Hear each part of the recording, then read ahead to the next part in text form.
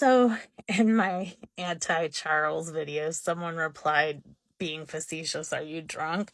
No, just got shaky hands because arthritis. But I thought of this just oddly coincided with that. I thought of the perfect way to explain invisible disability after putting together two beds in a day. And you're probably going, bitch, you crippled. What? How are you getting money for being crippled if you can do that? Well, that's why it's the perfect example. So, for instance, my knees are all beat up, but my legs are nice and hairy, and I think I'll spare you that. But you can see on my arms, I got all pretty banged up and cut up. I think it's less bad over here, but there's some. And I've just been real puffy and horrible since doing it. And like in doing it, I knew even putting together one bed, I don't have to lift more than 5 pounds for a few seconds. I use walls for leverage and, I just take my time doing it. It was about 2 hours per bed. But people go, well, you can do that. You should be able to work.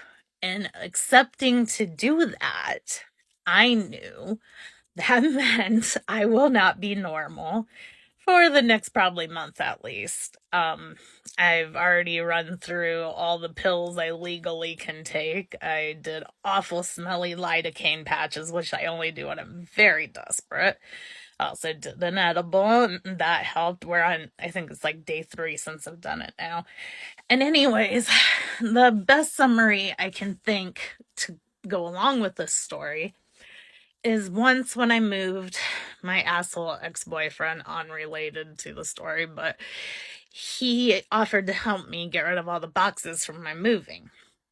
It was a shit ton of boxes because I just cannot not have shit.